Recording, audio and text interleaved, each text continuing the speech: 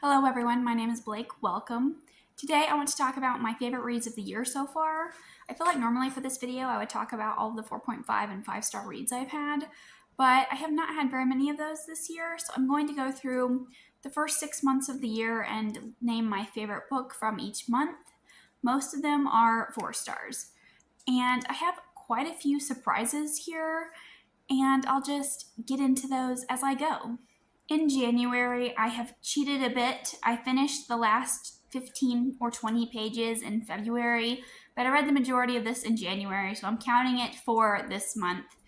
And that is The Song of Achilles by Madeline Miller. This book blew me away. I was very much in the mood for a good cry-worthy book. I wanted to read something really heavy and emotional, and this one is always recommended, but I have been avoiding this book for years. I am very familiar with the story of Achilles. I had a Greek class in high school and again in college, and I have read many myths and legends books. And I know the story of Achilles. I've seen many adaptations. I knew what to expect, so I didn't think it was going to be an emotional read for me. And also, I don't even like Achilles. I think he's very pompous and very full of himself. But in this story, we're following the perspective of Patroclus.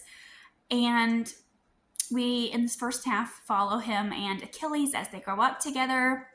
And then in the second half, we are following the Trojan War. And we have Patroclus and Achilles, who are a couple. And there was something about Patroclus. He's just such a kind and sensitive and sweet soul, and I love him. And I love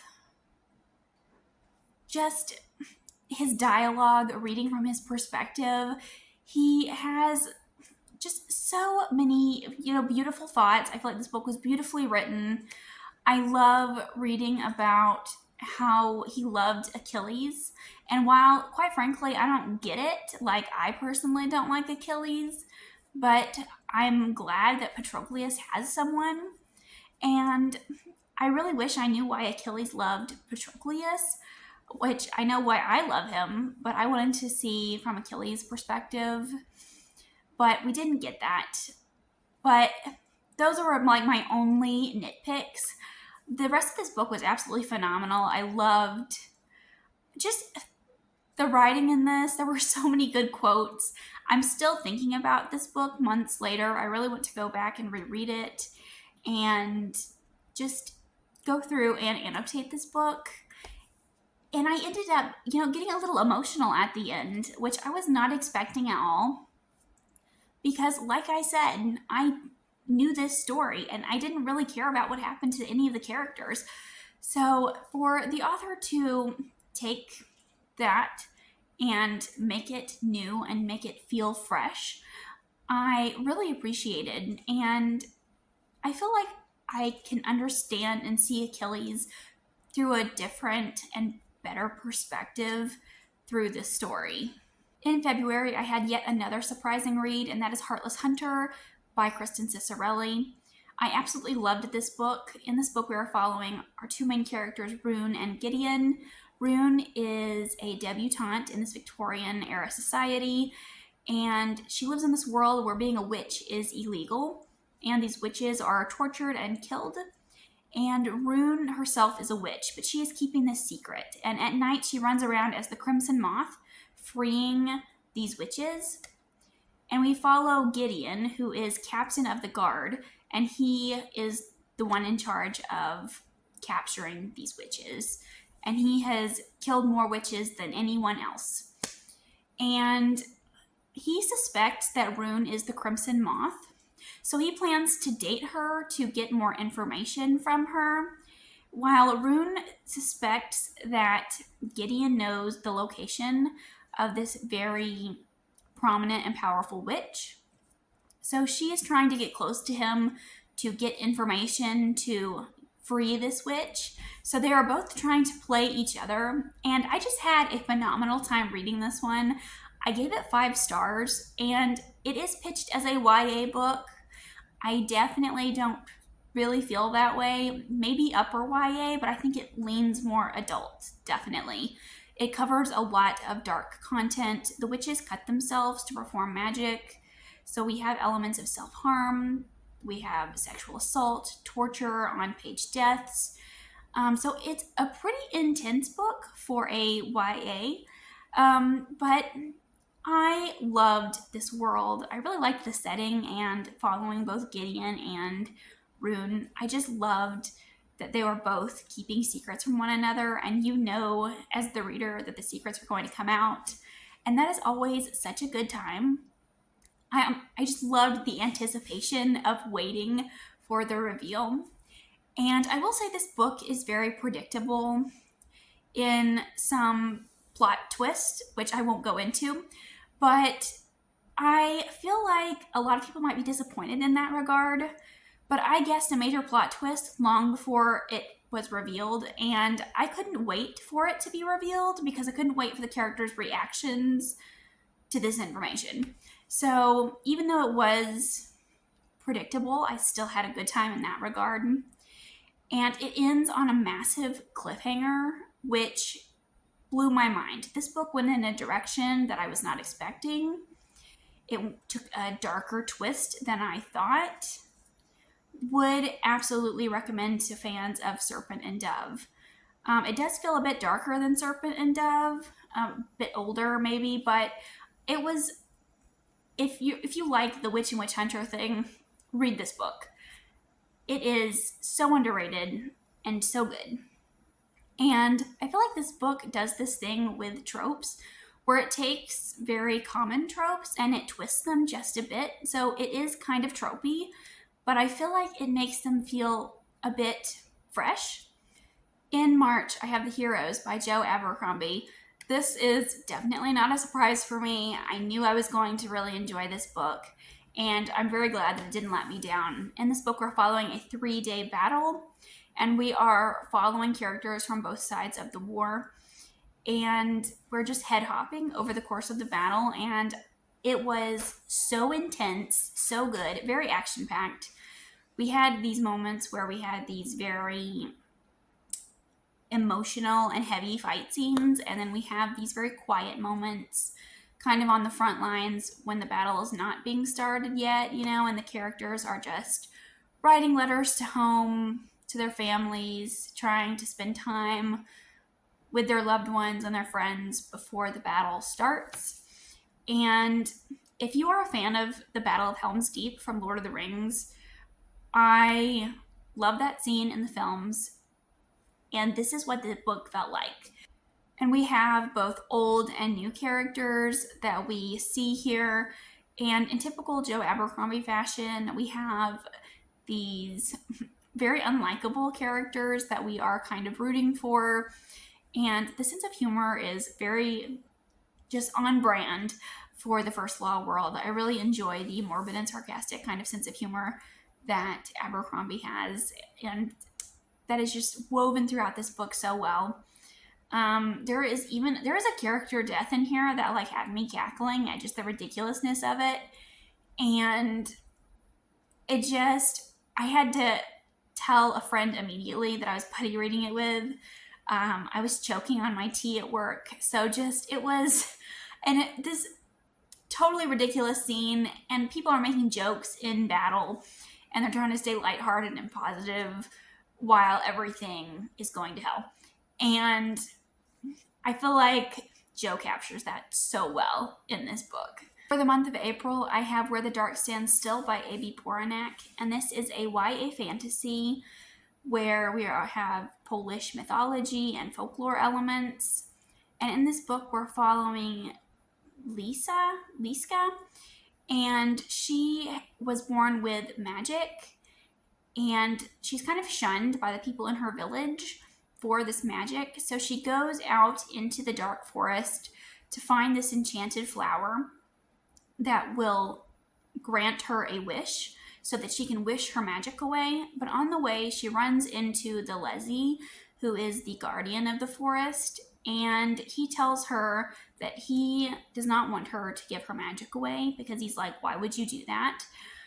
And he says, if you will come work for me for a year, I will grant your wish and take away your magic. So, this book has a lot of elements that I really enjoy. It has a lot of tropes that I really like. It has found family. We have a spirit cat and a ghost dog, a sentient manor. We have a dark forest, forest magic. It was a very touching and sweet story, and I love the elements and the interactions between the characters. And again, I have not been the biggest fan of YA fantasy in recent years. I've kind of moved away from it. But this year, I have been reading some really good YA fantasy. So I don't know what's going on here, but I'm really enjoying this trend of YA fantasy being this good. And we have a very sweet romance that is a very minor subplot in the background that develops.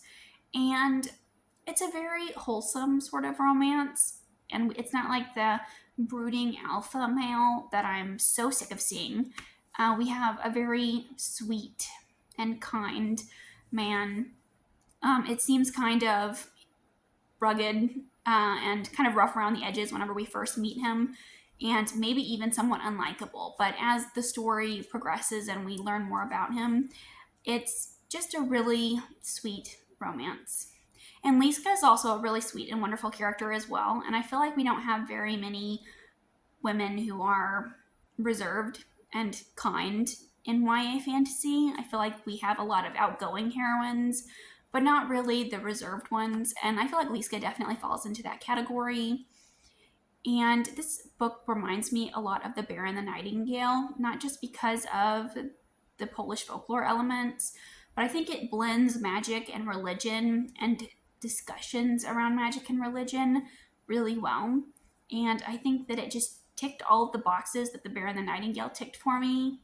And now in May, my favorite read of the month was The Hedge Witch of Foxhall by Anna Bright. And this is another YA fantasy that features Welsh mythology and folklore. In this book, we are following Fionn, who is a hedge witch who lives in Foxhall, and she does nature magic to help the villagers around her. She is not part of a coven. She has rejected them because she feels like they are greedy and selfish. So she goes around and tries to help people where she can, who can't afford it. And we also follow the perspectives of two princes who are competing for the throne.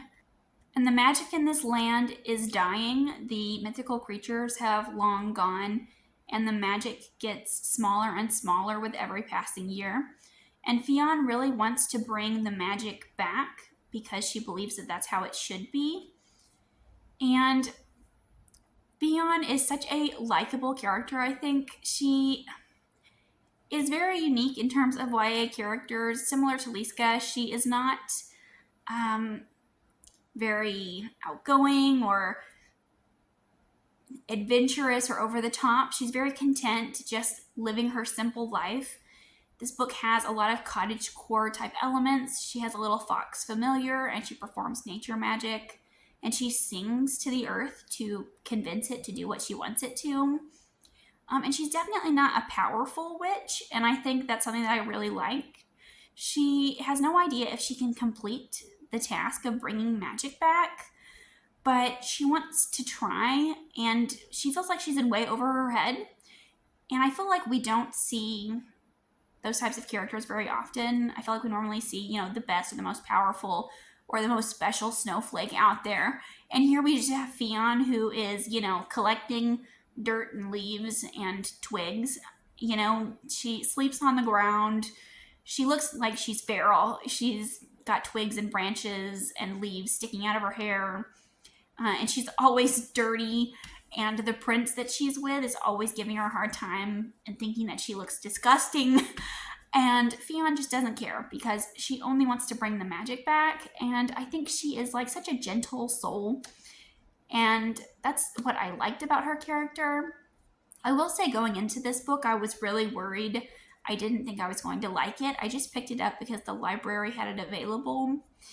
And it did say on the summary for this book that it was there was a love triangle, and from the summary it seemed like it was very prominent, very heavy. I did not feel that way. The love triangle was definitely present, and it was more present in the second half of the book. And that was my biggest complaint about it. I think that's the reason why I gave it 4 stars. And Fionn isn't even romantically interested in anything. She wants to bring the magic back, and that is her only goal. I feel like this would be a very excellent book if the love triangle had been omitted. Actually, if there was no romance at all, I think I would really have just enjoyed that a lot more, because those don't really align with Fionn's goals as a character. But that being said, I did really enjoy the descriptions of the scenery and the land and Fionn's magic. I loved her little fox familiar. I loved seeing the other witches in the coven. And I love that everyone, like I said, it has their own motivations, and we're not really sure who to trust or why people are doing what they're doing. So I thought that was great. This is definitely a slow book. It's not the most action-packed or adventurous book. It is a very character-driven book. That is also something else I've noticed this year. I feel like I normally like plot-driven, action-packed stories, but for some reason this year I feel like I'm leaning more into character-driven, slow books. I feel like a lot of people will definitely find this one boring, but I didn't find it boring. I thought it was very interesting. I loved the descriptions of the landscape, and I feel like this would be a really amazing animated film. Now, getting to the month of June, I have A Study in Drowning. I feel like this one is kind of difficult to talk about because for a long time while I was reading this book, I didn't really know what the plot was. It doesn't really hit you until later what it is. And again, it is a very slow and character-driven book.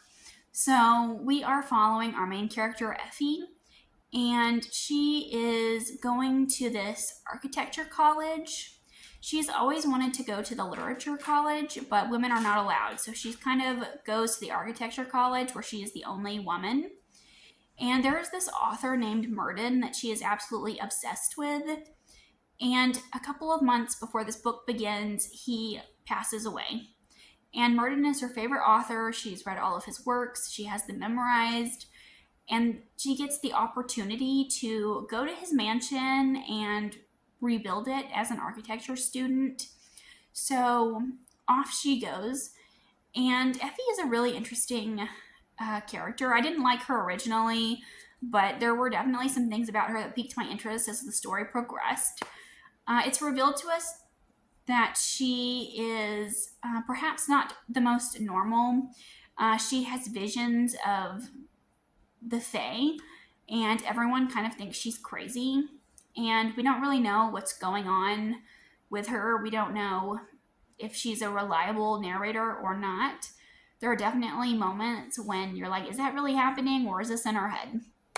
And when she gets to the manor to rebuild it, she meets another student there whose name is Preston. He is a literature student, and they initially don't like each other, but they have to kind of become allies to work together to figure out Murden's secrets, because they discover that Murden is maybe not the person that he said he was.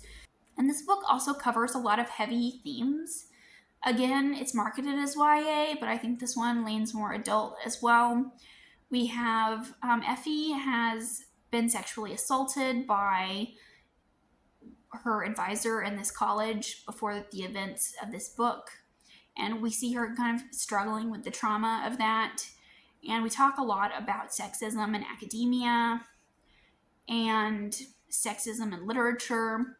My only complaint, Effie is not a very likable character, really.